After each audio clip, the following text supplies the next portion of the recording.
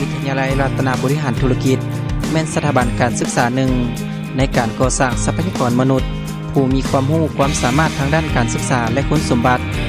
เป็นวิทยาลัยที่สร้างผลสำเร็จให้แก่นักศึกษาพร้อมทั้งเอาใจใส่และเห็นความสำคัญในการเรียนการสอนในหลักสูตรปริญญาตรีมี5สาขาวิชาเรียนคือการเงินการธนาคารบริหารทั่วไปการบัญชี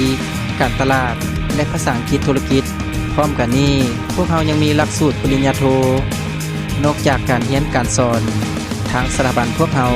ยังมีกิจกรรมเพื่อเสริมสร้างความสามารถในด้านต่างๆเช่นด้านศิลปะการแสดงต่างๆด้านกีฬา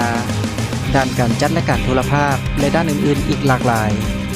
วิทยาลัยรัตนบริหารธุรกิจคือสถาบันที่เสริมสร้างความสำเร็จทางด้านการศึกษาให้ไปถึงเป้าหมายที่ใฝ่ฝันไว้